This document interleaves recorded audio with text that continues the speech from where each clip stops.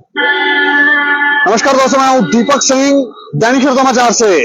एक high profile murder case के बारे में आज आपको जानकारी देने जा रहे हैं। जानकारी यह है कि एक फरार आरोपी था, 3 लोगों की हत्या की थी। तेरे मर्डर केस में एक फरार आरोपी था जिसे अब पुलिस ने गिरफ्तार किया है और ये मामला 2021 का है। हाई प्रोफाइल मामला था, गोलियां चलाई गई थी। हाई प्रोफाइल देखने से ऐसा लगता है हाई प्रोफाइल, क्योंकि जिन लोगों पर गोलियां चलाई गई थी वो स्कॉर्पियो गाड़ी में मौजूद थे और जिनकी तरफ से गोलियां चलाई गई थी वो लोग थार में मौजूद थे। और ये मामला अरनिया आरएसपुरा वाली साइड का है। अरनिया और आरएसपुरा के बीच में एक इलाका था और उस समय काफी चर्चा में भी रहा था।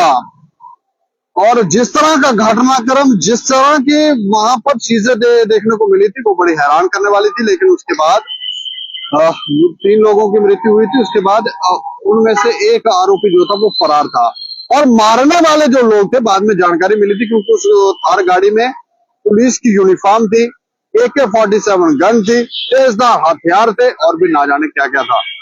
तो काफी हाई प्रोफाइल था और पुलिस के कर्मी थे वो, जिन्होंने शायद गोलियां चलाई थी। और नशे का व्यापार को लेकर ये मामला था।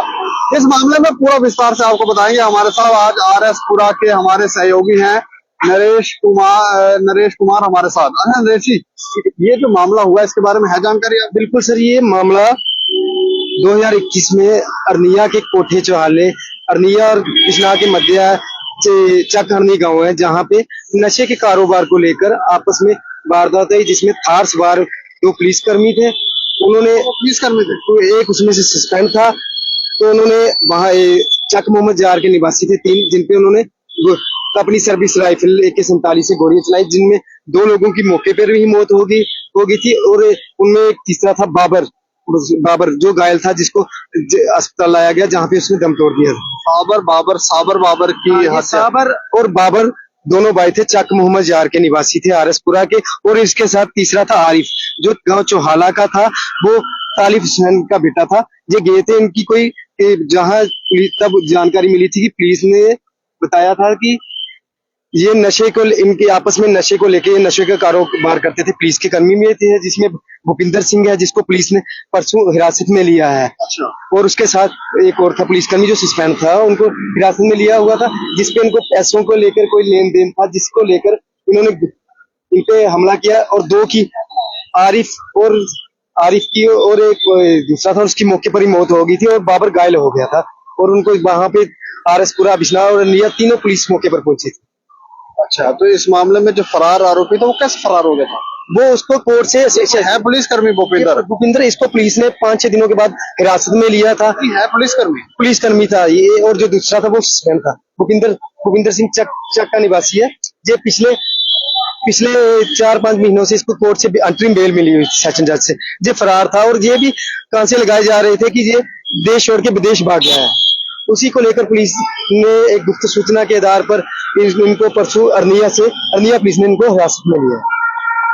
मतलब ये लोग इतने पैसे वाले थे, नशे के व्यापार को लेकर ये मामला हुआ था। तो इसका मतलब ये नशे का व्यापार बड़े पैमाने पे कर रहे थे। बिल्कुल सर, ये जो बाबर और साबर थे, ये इनकी ऑलरेडी जम्मू कश्मीर में काफी ज्यादा मामले दर्ज थे इनके खिलाफ। कभी ये पुलिस वाले बन के लोगों को लौटते थे, कभी चिट्टे का पुकार, कभी चैन स्नैचिंग के मामले थे इन पे। इनका और ये भूपिंदर था, इनके साथ इनका लिंक था। मर गए? हाँ, जो मर गए भूपिंदर और इनका लिंक था। ये एक ही गांव के थे, चक मोहम्मद। जो काली भेड़े पता लगती है आपको, पुलिस के बीच में कुछ काली भेड़े हैं, तो ये काली भेड़े हैं ये। अच्छा, आपस में ही भिड़ गए? बिल्कुल आपस में इनका पैसों को लेकर लेन देन था। जब ये बाबर के पास भी हर समय हथियार होता था। जिस समय ये गए, उसके पास, भूपिंदर के पास अपनी सर्विस राइफल थी। जब उन्होंने देखा सर्विस राइफल से जैसे उन्होंने हथियार इन पे चलाने की कोशिश की, तो उन्होंने इन पे अपनी एक सर्विस राइफल से फायर कर दिए। 12 से 13 राउंड फायर हुए थे, जिनमें उसके बाबर का भाई साबर, आरिफ की मौके पे ही मौत हो गई थी और बाबर घायल हो गया था। तो उसके बाद पुलिस ने पता लगाया, इनके घर में रेड की, भूपिंदर के घर। इनके घर में एक गुप्त खाना था, वहां से 12-13 लाख कैश मिली, हथियार मिले, मतलब पासपोर्ट मिले, चिट्टा मिला, हथियार मिले, टोके मिले। पुलिस वालों के घर? हाँ, पुलिस वालों के घर से, भूपिंदर के घर से। मतलब भूपेंद्र फरार था तो आपको ये चढ़ा कैसे पुलिस कहते हैं? ये सर इनको पुलिस को एक सूचना मिली, लोग यही बता रहे थे कि ये फरार है, और जिसपे ये फरार है। जम्मू से इसको सम्मन निकले हुए थे इसके, जो फरार चल रहा था, तो उसी को लेकर पुलिस ने कार्रवाई करते हुए इसको बिश्नाह एरिया से पकड़ा है। हरनिया पुलिस ने बिश्नाह एरिया से परसों गिरफ्तार किया।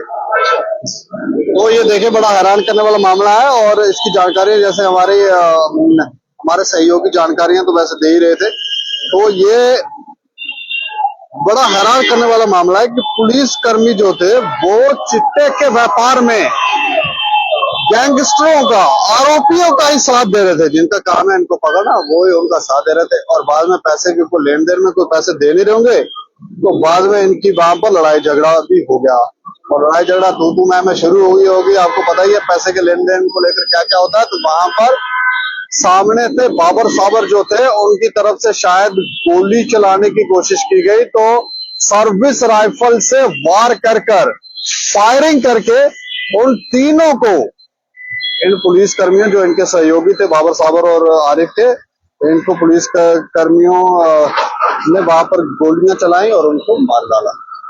तो ये सारी कहानी थी। भूपेंद्र जैसे बता रहे हैं कि इनकम बेल लेकर बाहर आए थे, लेकिन बाद में फरार ही हो गए, पुलिस के हाथे चढ़े नहीं, और अब लंबे समय के बाद पुलिस के हाथे चढ़े हैं। ये खबर, इस खबर के ऊपर आप भी अपनी प्रतिक्रिया रखें, और देख रहे हैं दैनिक समाचार। मुझे और मेरे सहयोगी अरुण कुमार को दे इजाजत। नमस्कार।